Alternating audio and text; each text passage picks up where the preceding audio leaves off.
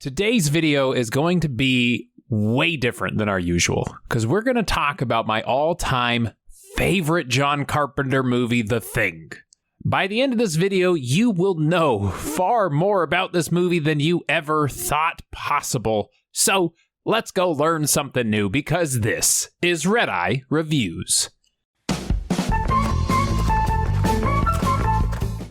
Like I said, we are going to go over everything. So buckle in, because we have a lot to talk about. We start with a UFO in space. And remember, this movie was made in 1982, so pretty much all effects are practical. So in order to get our title to appear like this, they actually had to draw it on an animation cell. They then placed it behind a smoke-filled fish tank. You then cover that with a big plastic bag. So when you light the bag on fire, it'll burn away and reveal the title, making it appear like it did. So we see a helicopter chasing a dog across the snowy terrain of Antarctica. Cutting to our base, we see our young stud, Kurt Russell, playing R.J. MacReady. Poor baby, you're starting to lose it, aren't you? The casting of this role took forever. The role was actually originally designed for Nick Nolte, who in the end turned it down pretty quickly. And then, for various other reasons, it was turned down by a slew of actors.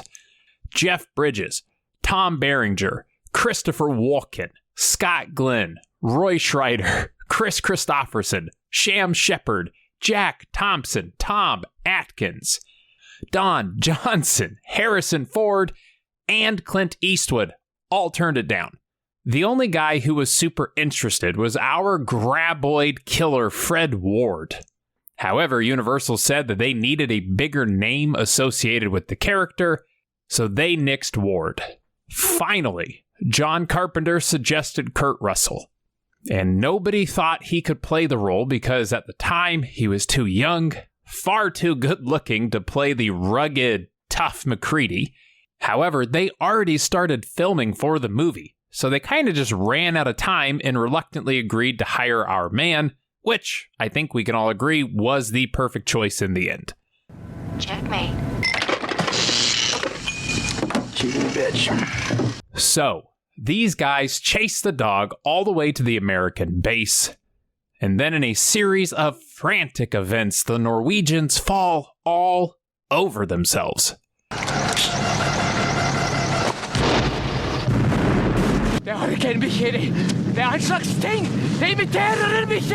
And he is actually speaking Norwegian, and it roughly translates to, "Get the hell out of there.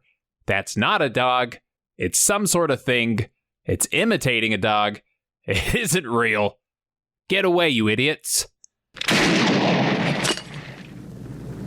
But none of them speak Norwegian. Otherwise, it would have been a much shorter movie.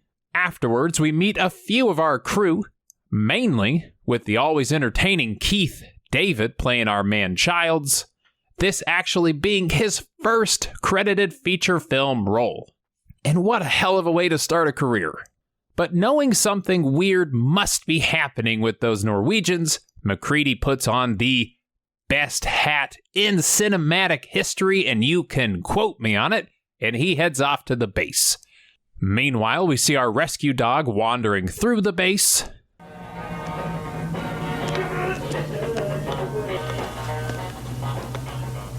And everybody on set agreed that this dog, actually named Jed, was the most well-trained dog they've ever seen in Hollywood. He would never look at crew members, he would never look at the camera, and he absolutely crushed every scene he was in. This long pan alone, he only did it in 4 takes, which when it comes to animal actors is a ridiculously small amount of time. Very, very good boy. So if it's not obvious, the biggest theme of this movie is the who is it? Because anybody can be the thing. And to make this even harder to figure out, Carpenter used a random crew member for this shadow. This isn't any of the actors. This is just to make it impossible for us to guess as to who was actually interacted with the thing first. But meanwhile, our guy makes it to the other base. It is very clear something bad went down here. There are dead people everywhere. There's a broken block of ice hinting at something maybe escaping out of it and causing some real trouble. They also find a burned up, nasty, human-esque shape, and they decide to take it back to their base. Once back at our base, the doctor says that beyond it obviously looking just awful, its internals are very human-like. They then finally decide to go put that dog in the pen with their other dogs, and that is probably one of their first really, really stupid decisions. Because the thing reveals itself, it starts eating all the other dogs. I don't know what the hell's in there, but it's weird and pissed off, whatever it is. Now, everybody runs in to see this otherworldly monster, and our man Childs runs in with a flamethrower.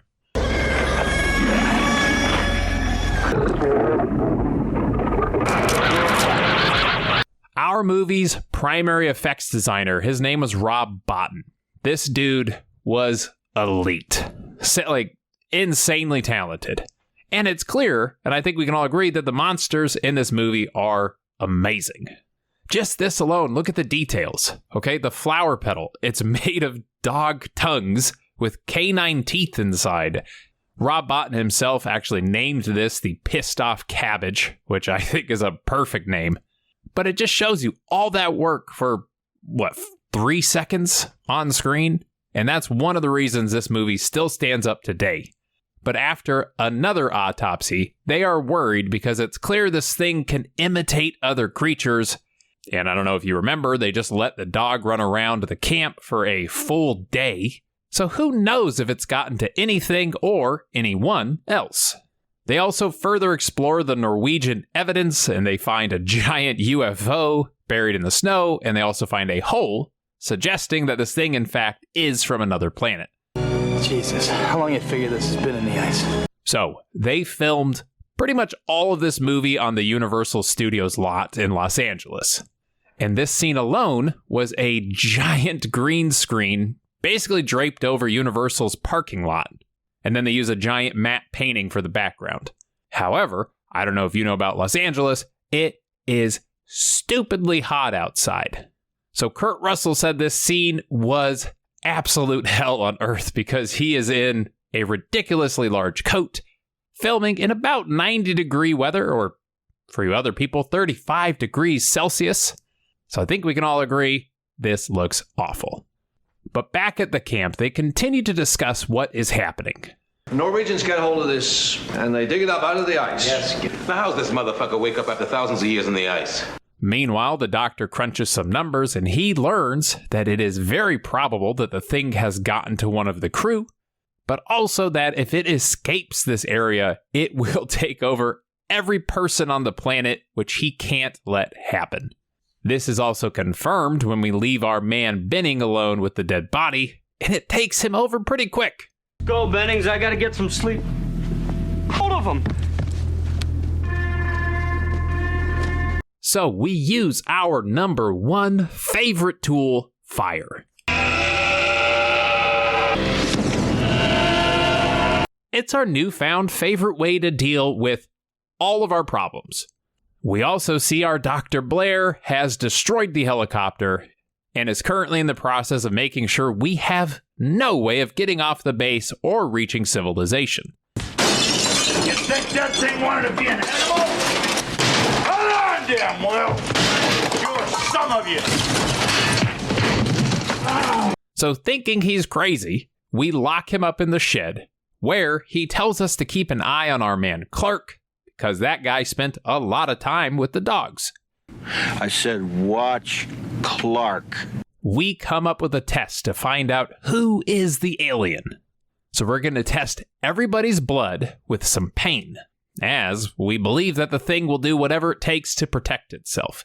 However, we go to check on our blood samples and we learn somebody has sabotaged the cooler, and with only 2 people with access to this locker, we're all starting to point fingers.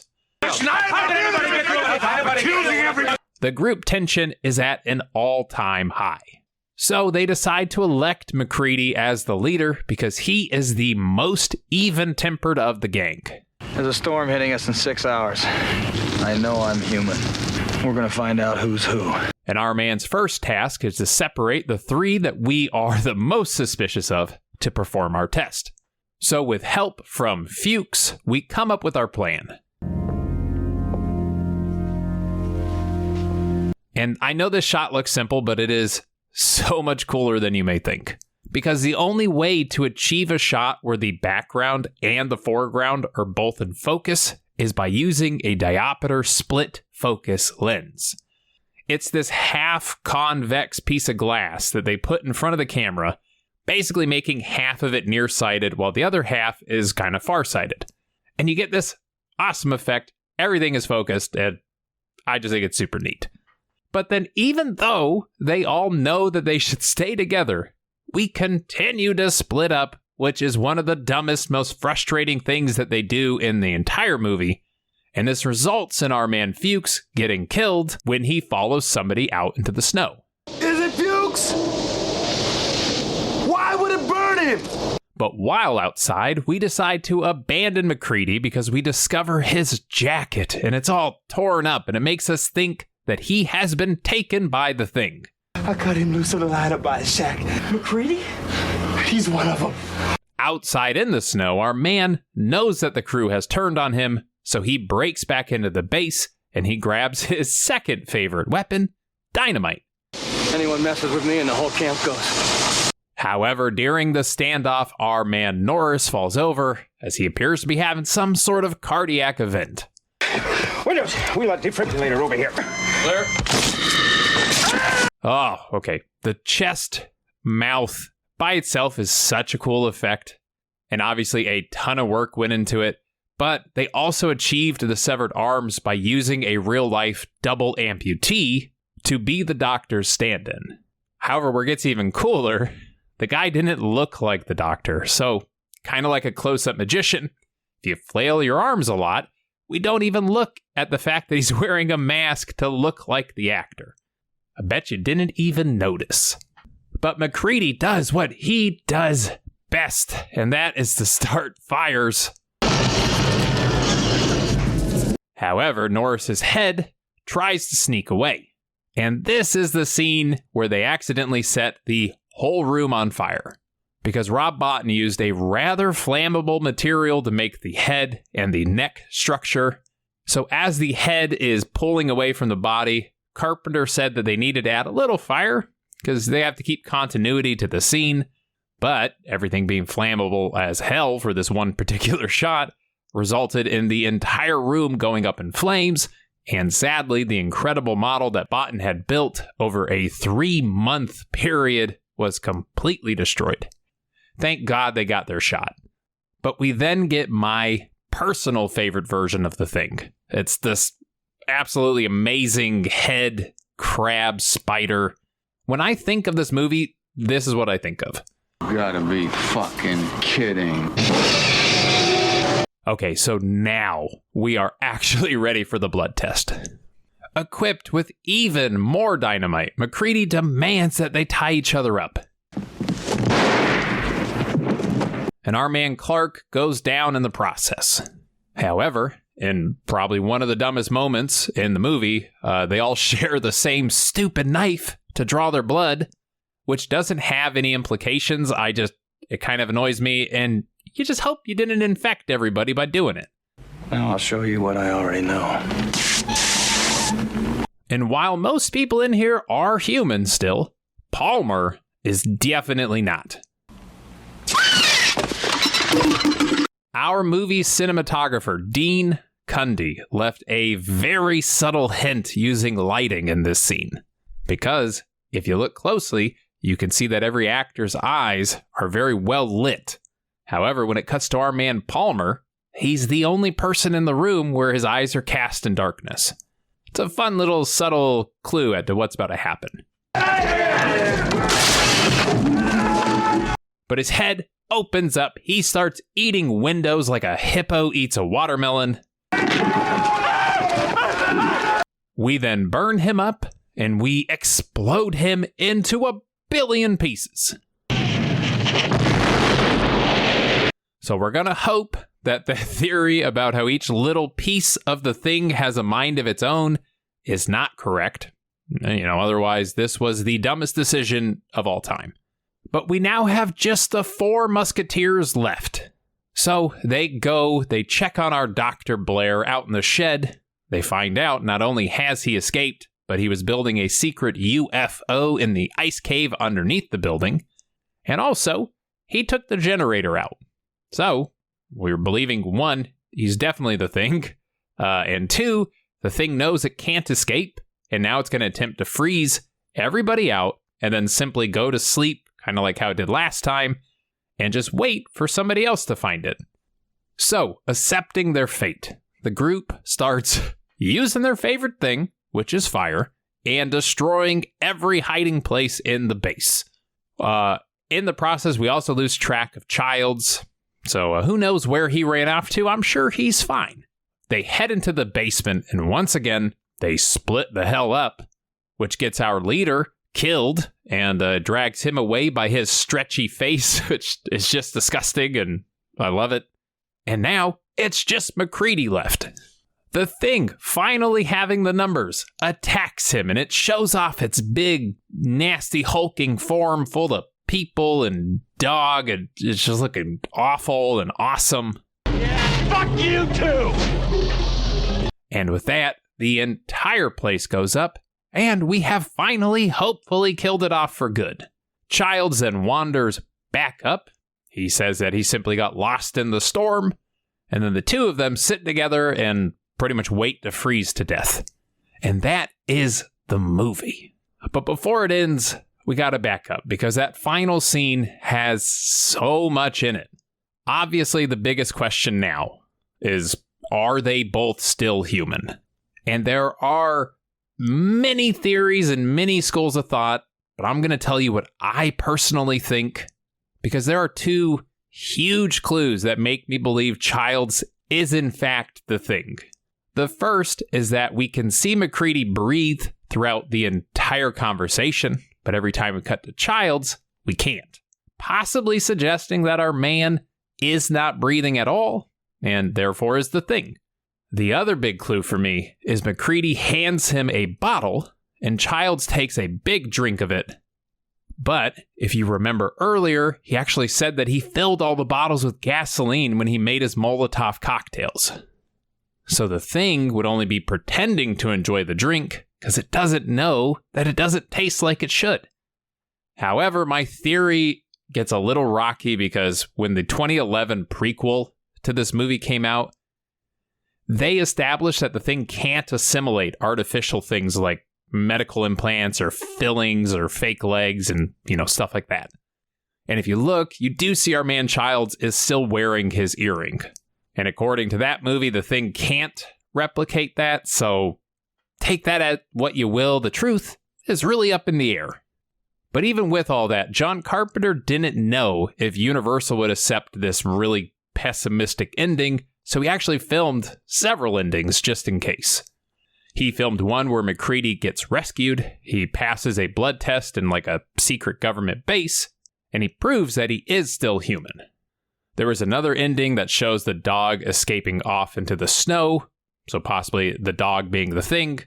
They also came up with some endings where the two of them fought each other to death, or, a helicopter came to save them both. And lastly, probably the saddest one, the two of them committing suicide via their final stick of dynamite. So who knows what the truth actually is, but I personally think the ending they went with is the best possible way to end our story. And with that, let's head on over to Redeye Reacts. So Reacts today is not really Reacts. It's just my favorite trivia that I couldn't find any other place to tell you about. So here we go. Rook to knight 6. Checkmate. Rook 1. My move. The female voice on MacReady's computer was performed, uncredited, by then wife of John Carpenter, Adrienne Barbeau. The Norwegian camp scene was actually the charred remains of the American site from the end of the movie. However, rather than go to the expense of building and then burning down another camp, John Carpenter just shot this at the end after they destroyed the American one.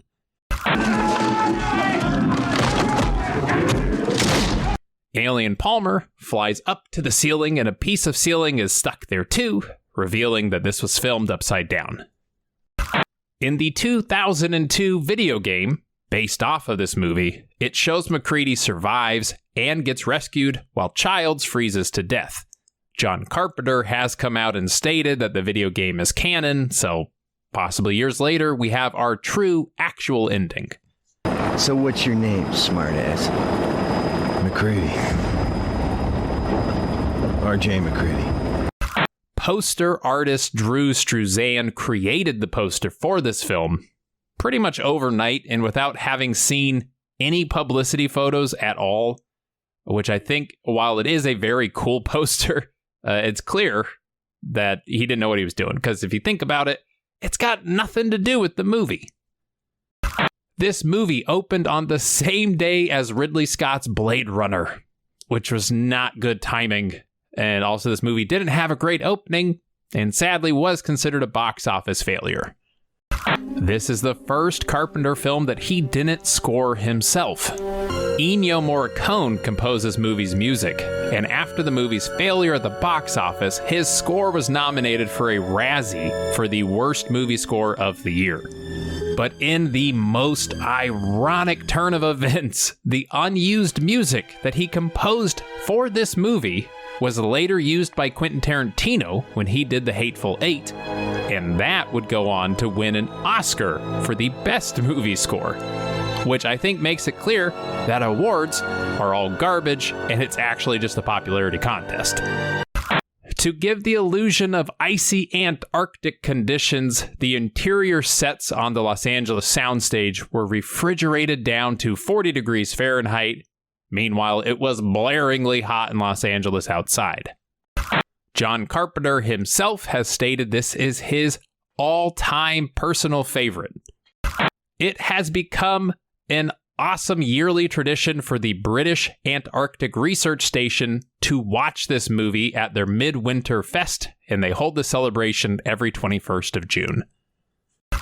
Even though this movie today is considered one of the best horror movies ever, it was a huge box office failure and critics destroyed it.